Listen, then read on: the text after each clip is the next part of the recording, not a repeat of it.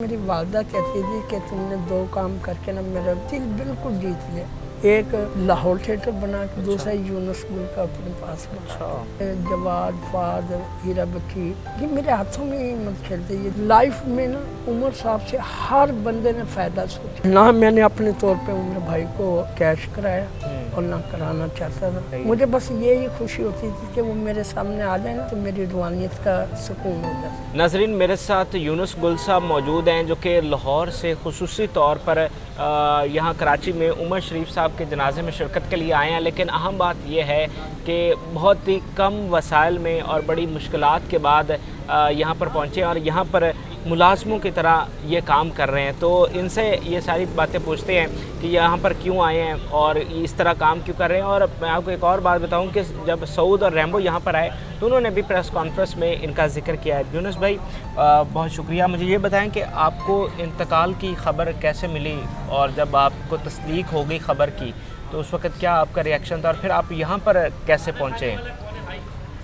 बात यह है कि मुझे जैसे ही खबर मिली ना तो मुझसे होश के आवाज़ उड़ गए थे मेरे। मुझे नहीं समझ लग रही थी अब मैं क्या करूँ। उसी दिन हमारा ड्रामा लगना था। अच्छा। तमसील हाल में मैं थिएटर पे गया। हर बंदे ने, हर आर्टिस्ट ने मुझसे अफसोस किया। हर बंदे की वो थी पर मुझसे रहा नहीं जा रहा था। मेरा दिल ऐसे कर रहा था कि मैं निकलूँ। आप यकीन करें पहला दिन मुझे ऐसा लगा कि भाई अब मैं क्या करूं। दूसरे दिन फिर मैं अपने कैसे सनाउल्लाह साहब के पास गया थिएटर पे। तो मैंने कहा कि भाई बात की चलाई मैं। उन्होंने क्या अच्छा फिर उन्होंने पैसे दिए। वो पैसे लेकर जो भी है मैं टिकट कटाई और यहाँ पर आ गया। जब यहाँ पर आया हूँ तो यहाँ पर एक नाम लूँगा, शहजाद आलम से मेरा यहाँ ताल्लुक़ रब्ता था। सही है। शहजाद आलम साहब ने मुझे गाइड किया कि यहाँ पर जाओ। पहले इनके पहले घर पे गया, वहाँ से फिर रक्षा किया, फिर यहाँ पर आए। यहाँ इनके भतीजों ने भतीजे मिले तो मैं बड़ा उदास और वो बड़ा मतलब यहाँ पर पहुँच गया। अच्छा यूनुस भाई, मुझे बताएं कि जो आप बता रहे हैं कि कितनी मुश्किल थी, पैसे भी नहीं थे और फिर मजबूरी में जाकर आपने प्रोड्यूसर साहब से मांगे, तो क्यों, मतलब क्या ज़रूरत थी कि आप लाजमी यहाँ पर पहुँचना चाह रहे थे? बाकी लोग भी हैं घर में बैठकर ताज़ियत कर रहे हैं और घर में बैठकर अफसोस कर रहे हैं, लेकिन आप क्यों यहाँ पर क्यों पहुँचे हैं वसाइल के बावजूद? बात यह है क्या नाम है, मैं आपको एक वाक़या बताता हूँ। जब मेरे वालिद साहब फौत हुए, मेरी वालदा फौत हुई, मैं अगर उमर भाई को माई बाप का दर्जा देता था ना, वजह यही थी कि मैं अपने वालिद का जनाजा नहीं पढ़ सका। अच्छा। उनकी कब्रों को मिट्टी नहीं दे सका, मैं पहुँचा नहीं। फिर उसके बाद ये था कि मैंने कहा ये इसको माई बाप कहते हैं तो अब तो जिंदा हालत सही है, अब तो पहुँच सकते हैं ना। तो सिर्फ अपनी जो सी है ना मतलब दिल को तसल्ली देने के लिए, सुकूनियत हासिल करने के लिए, और मैंने जितना साथ काम किया, मुझे यकीन अगर मैं ना आता ना, मेरे आने से कोई फ़र्क नहीं पड़ता। पर सारी ज़िंदगी का मैं अपने अंदर जो सी ना मलामत वो करता रहता कि तुम माँ बाप के जनाजों को तो वो नहीं दे सका मिट्टी, तुम यहाँ तो कम से कम जनाजा पढ़। और वो इन्हीं ही बातों को देखते हो ना, मैंने नहीं देखा फिर क्या मैं सीधा ही यहाँ पर आ गया। अच्छा, मुझे बताएं कि ठीक है आप पहुँच आए यहाँ पर, शिरकत आपने की, लेकिन मैंने आपको देखा कि आप मुलाजमों की तरह, पहले तो जब मैंने आपको देखा मैंने समझा आप यहीं पे उनके कोई हैं, तो मुलाजमों की तरह आप काम कर रहे थे और गर्मी में और सारी चीज़ें। तो मतलब यहाँ पर इतनी समाजी ये तंजीमें भी हैं, सारा वो अरेंजमेंट कर रही हैं, लेकिन आप क्यों इस तरह वो आप काम कर रहे थे? अच्छा, अब बात ये है ना, आप कह रहे काम क्यों कर रहे थे। मैं शुरू से लेकर ना, जब मेरी फ़र्स्ट मुलाकात थी उमर भाई के साथ, तो उस वक्त से लेके मैं अपने आप को उन जैसा या उनका बड़ा तो नहीं होता, मैं उनकी हैसियत अपना मुलाजमत जैसी समझता था मैं। और मैंने जितना काम कर रहा था वो मेरे बारे में फास्ट بہترین بندہ مجھے کہتے تھے کہ یار یہ بہت محنتی ہے، اور یار ایسے بڑا ہی محنتی ہے. یہ تو ایسا ہے کہ اگر میٹر لگاؤ نا گاڑی کے اندر یا موٹر سائیکل پہ، انسان میں میٹر لگاؤ یہ 250-300 کلومیٹر سفر اتنا وہ کر سکتے. صحیح ہے. پھر مجھے کہتے تھے کہ یار میری والدہ نے نا ایک آج مجھے کہا جی آپ، میں نے آپ کو بخش دی. اچھا. یہ والدہ کے بیان کرتے سارے کہتے کیوں کہ میری والدہ کہتی تھی کہ تم نے 2 کام کر کے نا میرا دل بالکل جیت لیا. ایک لاہور تھیٹر بنا کے، دوسرا یونس گل کا اپنے پاس بنا. اچھا. اتنا مجھ سے وہ، اور میرے گھر میں یہ جواد فاد ہیرا بچی اللہ اس کو جنتوں میں جگہ دے، یہ میرے ہاتھوں میں ہی مطلب وہ کرتے تھے. صحیح ہے. کھیلتے. یہ جتنے ان کے بھتیجے وغیرہ یہ چھوٹے چھوٹے ہوتے تھے نا اس وقت. صحیح ہے. 92 93 94 کی بات ہے.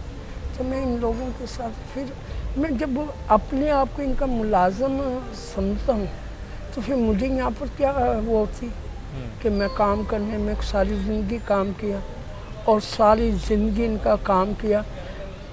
میں نے اپنی ملازمت نہیں سمجھا اس کو، خدمت سمجھ. میں نے خدمت سمجھی ہے. حالانکہ کتنی فلاحی تنظیمیں اور کتنی یہاں پر کام کرنے والے لوگ تھے، میں نہ کرتا تھا آرام سے بیٹھ جاتا تھا کوئی بات، پر میرا دل تسلی نہیں کرتا.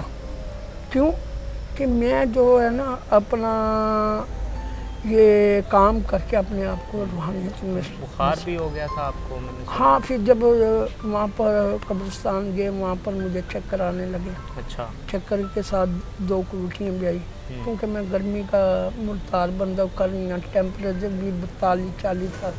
تو اس وجہ سے پھر میں آتی بخار ہوا تو واپسی گئے نا میں کیا نام آ کے گولیاں کھا کے سو گیا. صحیح ہے. پھر 12-13 گھنٹے نیند پوری کی، اب میں فلیش ہوں. صحیح. اچھا آخر میں مجھے یہ بتائیں کہ جب یہ ریمبو اور سعود یہاں پر آیا تو انہوں نے لائیو پریس کانفرنس میں آپ کا ذکر کیا، وہ کیا معاملہ ہے اور ان کے ساتھ آپ کا کیا تعلق ہے؟ میں عمر بھائی کی وساطت سے لاہور کے انڈسٹری کے ہوں یا اسٹیج کے ہوں یا ٹی وی کے ہوں، یہ وہ لوگ مجھ سے پیار کرتے ہیں. وہ کہتے ہیں کہ یار جہاں بیٹھتے تھے نا مثال کے طور پر وہ اکثر مجھے دیکھے نا پھر کہیں نہ کہیں سیکر عمر بھائی کا کرتے ہیں. ریمبو بھی یہ وہ لوگ ہیں کہ یہ میری عام لائف میں بھی نا مجھے جہاں ملے ہیں، جہاں پر مجھے وہ ہوا تو یہ میری خدمت کرتے تھے اور مجھے پڑھا دیتے تھے لوگ خرچہ اور پھر کوئی بھی کام ہوتا تھا مجھے بلا لیتے تھے یار یہ اپنا ایسے ایسے کرے. میں نے انہوں نے مجھے دیکھا، وہ پہلے تو اس بات پہ حیران تھے.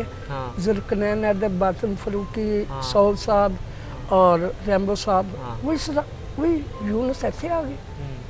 انہوں نے ادھر ادھر دیکھے تھے، مجھے قسم سے انہوں نے پوچھا کہ اکیلے ہی آئے. میں نے کہا ہاں. کہ کوئی نہیں. میں کہنے حالانکہ کتنے لوگ لائف میں نا عمر صاحب سے ہر بندے نے فائدہ سوچا، مفاد لیا. ایک میں ہوں الحمدللہ جو مخلص ہو کے ساری زندگی. مجھے لوگ کہتے ہیں یار تو تیرے پاس گاڑی نہیں ہے، یار تیرے پاس فلانا نہیں ہے اور تو میرے نال رہ میرے نال رہ. میں ایک بات کہتا ہوں اکثر کہ اگر میں نے کسی سے فائدہ چکنا ہوتا تھا تو وہ عمر شریف تھا. عمر شریف کے ہوتے ہوئے، وہ عمر شریف صاحب کے ہوتے ہوئے اگر میں کوئی فائدہ نہیں چک سکا تو میں کسی سے فائدہ نہیں لے سکتا. کیونکہ میں لوگ ہیں نا اپنے سٹار کو دیکھ کے پتہ نہیں کتنا کا بینیفٹ لیتے ہیں. میں نے شروع سے لے کے آج تک کہیں بھائی عمر کا میں نے کوئی نام کیش نہیں کرایا اور نہ کبھی میں نے کسی کے حوالے سے عمر بھائی کے حوالے سے نا میں نے کسی کو کہا.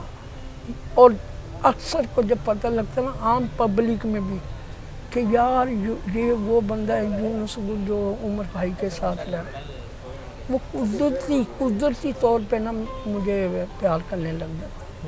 اگر وہ کریں میں آپ کو عمر بھائی کے ساتھ کی تصویریں یہ وہ اگر وہ دکھاؤں بھائی میں یہ تو مجھے یقین ہے کہ وہ لوگ مجھ سے پیار کریں. اور لوگ میری وہ کریں، پر شکر الحمدللہ، شکر الحمدللہ۔ نہ میں نے اپنے طور پہ عمر بھائی کو کیش کرایا اور نہ کرانا چاہتا تھا۔